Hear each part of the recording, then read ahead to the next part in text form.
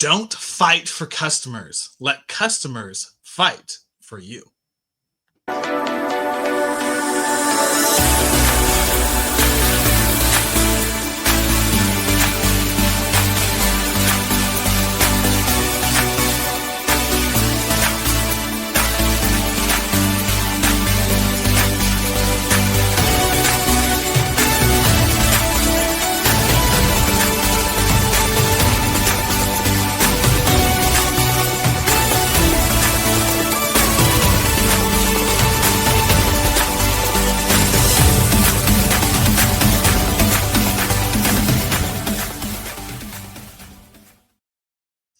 What is up, champions? Welcome to another episode of Champion Reads, where we talk about best-selling books and their best principles to help you out with your best life.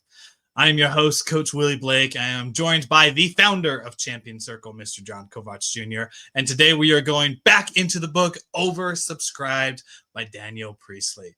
And we are doing a short episode today, super rapid fire, because we know that your time is valuable. And because your time's valuable, we're giving you as much value as we can. So like we said at the beginning, don't go after your customers. Let them fight for you. We're going to jump into that topic because the first thing that pops into my mind when I hear that is, have you ever had to wait for a music album to which you pre-order for? Or you go to a hairdresser that has appointments 6 months in advance. Or you're put on the waiting list to be able to go to get an apartment complex that you just absolutely love.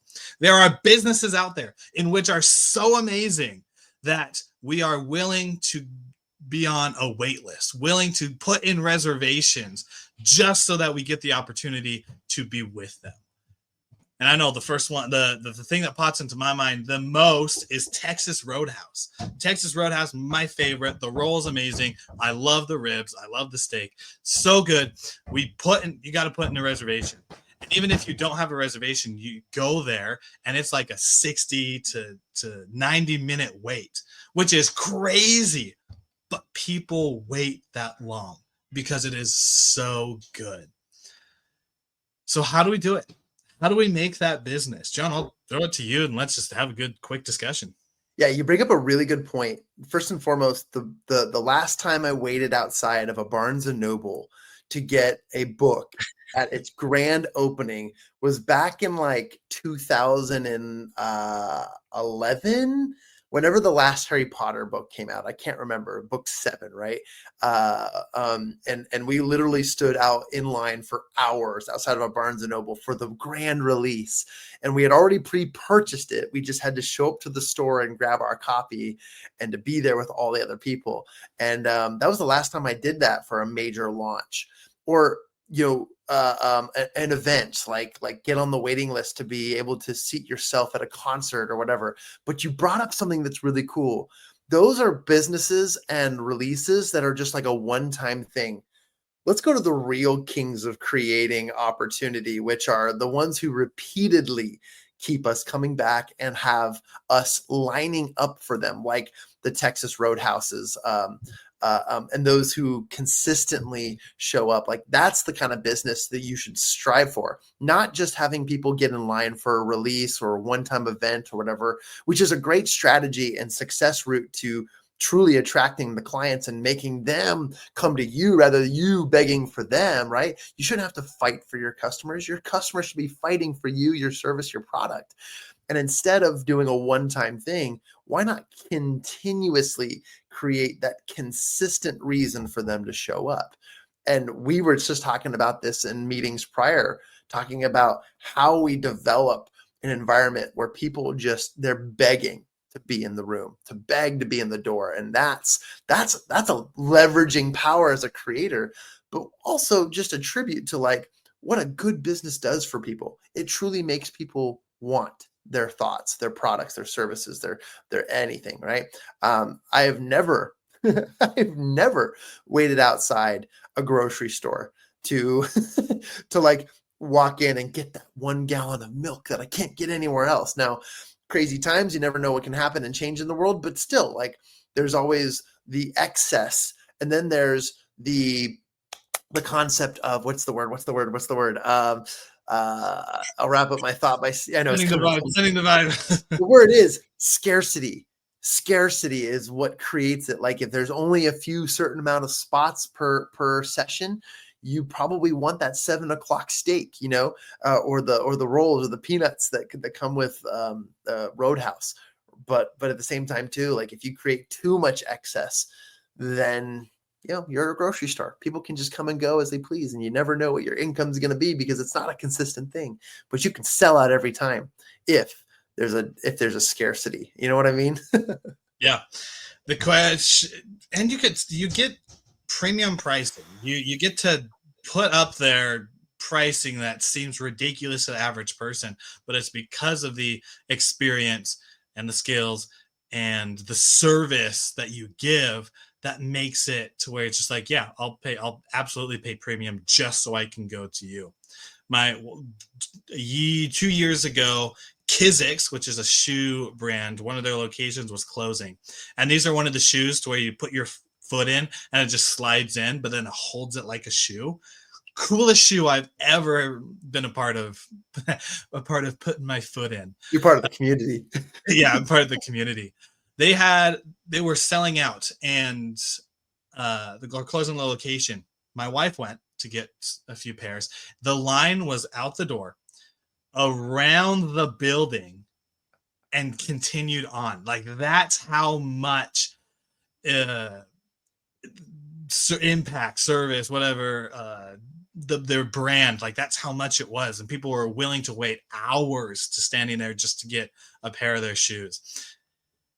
You get to do that when you are the best of the best. And how do you become the best of the best? You nailed it. One of those things is scarcity. Alex Hormozi has an event coming up, not promoting it, August 16th. But he has an awesome event coming up. I love him. That's why I plugged it in there. Got his two books sitting on my bookshelf. But he's coming out with his third book. And one of the things that he did was in there, he also has something coming that if you're at the live event, you only get one of.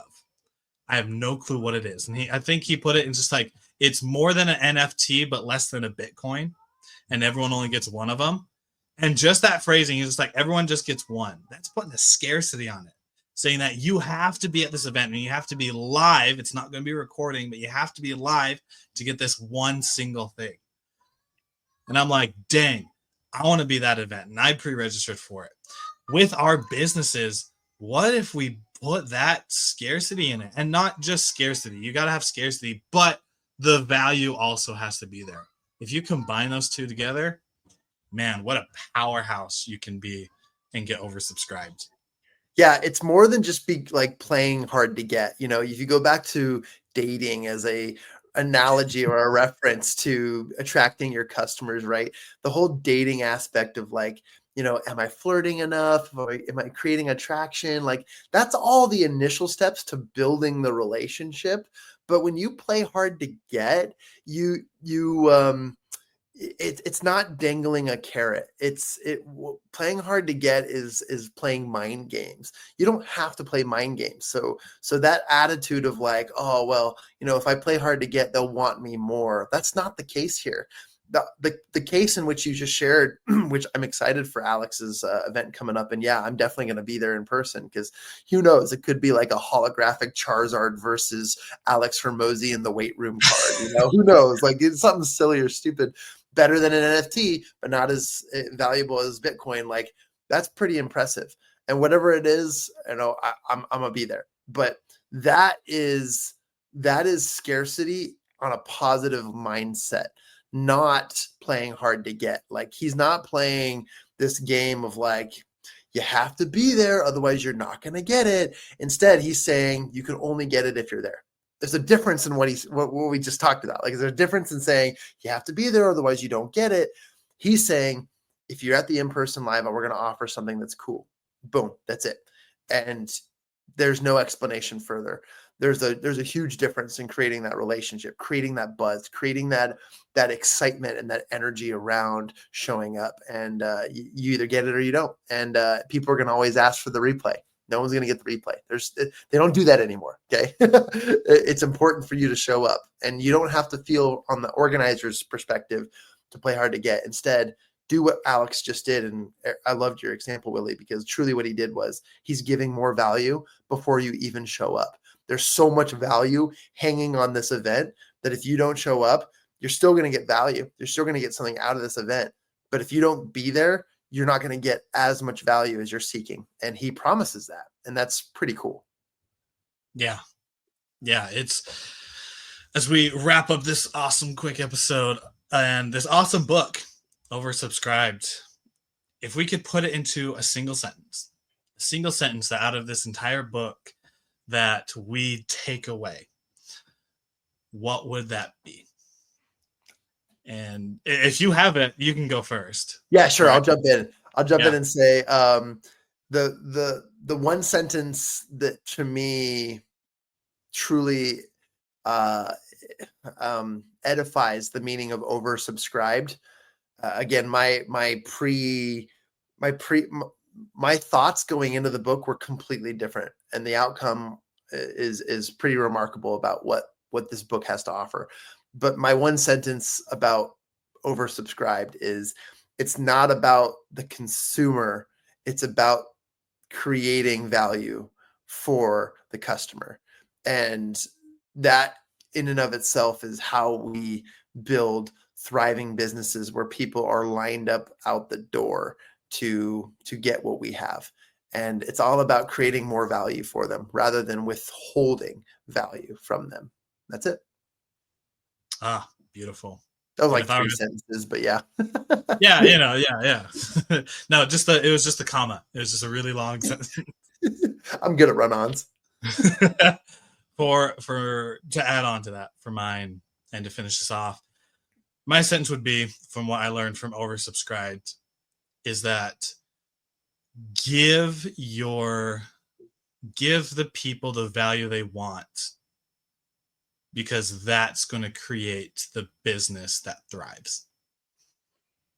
And I would add more, but I'm not going to. Period. So with that, exclamation point. Boom.